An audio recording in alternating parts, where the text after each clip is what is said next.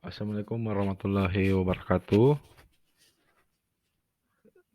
Kami akan mempresentasikan tugas ruang kolaborasi modul 21 kelompok 3 SMA tentang kasus pembelajaran berdiferensiasi Ibu Derana, yang mana Ibu Derana ini adalah guru biologi yang akan membawakan materinya tentang keanekaragaman hayati. Tapi sebelum itu, perkenalkan kelompok anggota untuk kelompok 3, ya, kelompok 3 SMA. Yang pertama saya sendiri, Ahmad Amri Amiruddin, SPD MPD. Kemudian ada Pak Khairan Rahmat, kemudian Ibu Herawati, kemudian Ibu Dr. Rosmawati SMA, kemudian Ibu Kasmawati SPD MM. Baik, sebelum kita masuk ke inti pembahasan kali ini, inti pembahasan kali ini yang pertama di sini ada situasi kasus Ibu Derana, di mana Ibu Derana adalah seorang guru biologi SMA.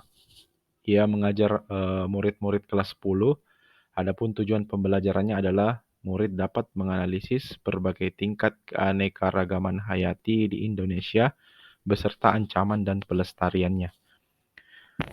Karena situasi sedang pandemi, Bu Derana kemudian menggunakan metode flip learning, di mana sebelum pertemuan daring dengan guru, ia meminta murid-muridnya untuk mempelajari dulu materinya.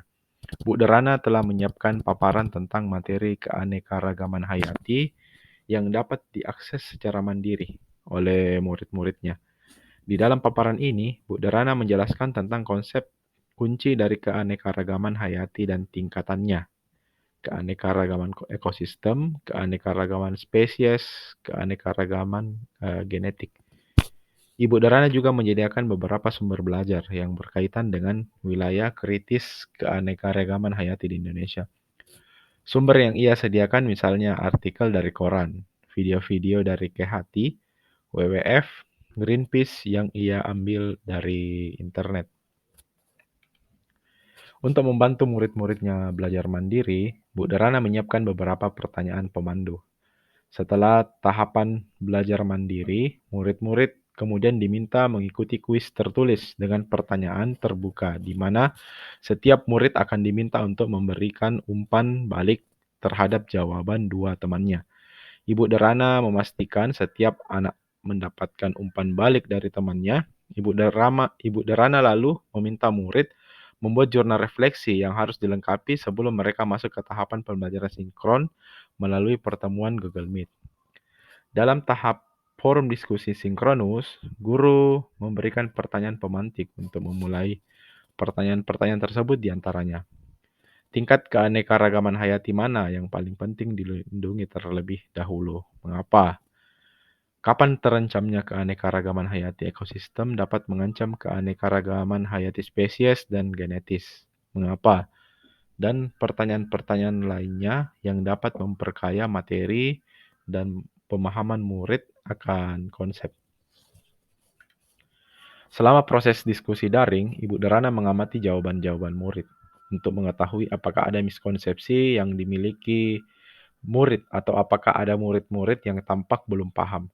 Di akhir diskusi, Bu Derana memberikan murid tantangan untuk membuat paket info digital yang mengidentifikasi ancaman pada satu lokasi di wilayah Indonesia yang membawa dampak negatif bagi 3 tingkatan keanekaragaman hayati. Sekaligus berikut rekomendasi penanganannya.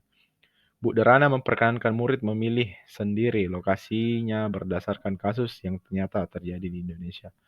Bentuk paket info digital pun bebas sesuai kenyamanan murid. Misalnya video singkat, poster digital, situs web, rekaman suara, dan sebagainya.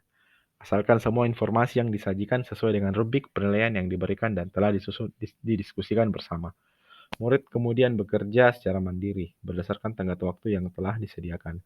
Selama murid-murid bekerja, Bu Darana juga menyediakan slot-slot waktu tertentu untuk bertemu dengan beberapa murid yang berdasarkan hasil penilaiannya masih memerlukan bantuan.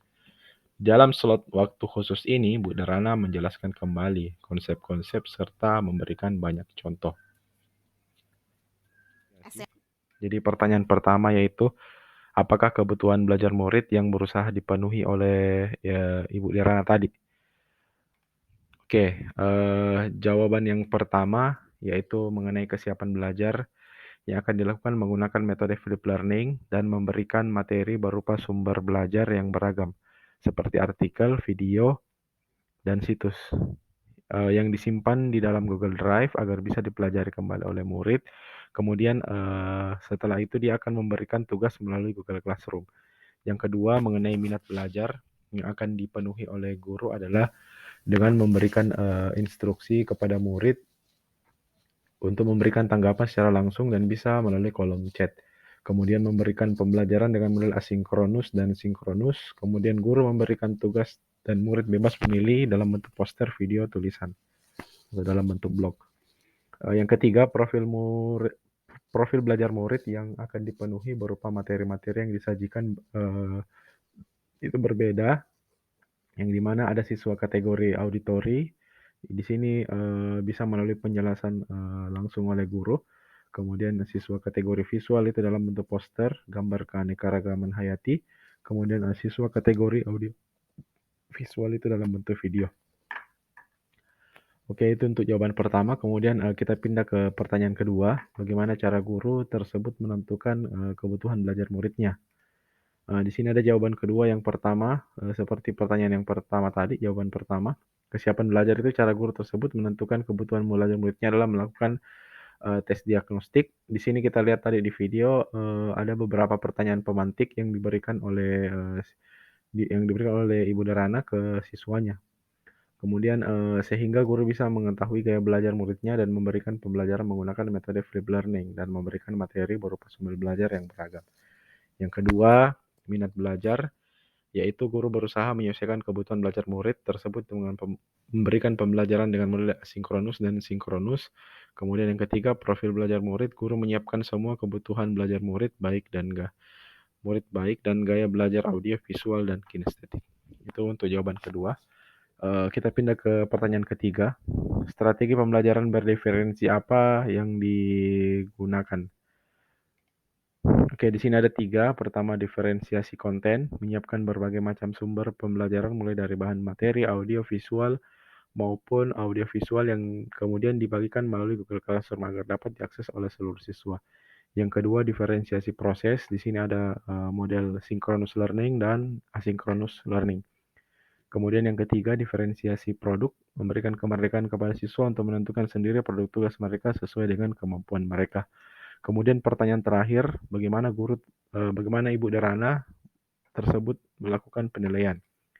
Di sini jawaban yang keempat itu penilaian dilakukan berdasarkan minat dan profil belajar murid melalui produk yang dibuat dalam rangka mengukur tingkat pemahaman murid terhadap materi yang dipelajari. Jadi penilaian Ibu Darana yang diberikan kepada siswanya itu tidak keluar dari apa tujuan dari pembelajaran, yaitu bagaimana mengklasifikasikan keanekaragaman hayati dan dampak bencana jika merusak sistem lingkungannya.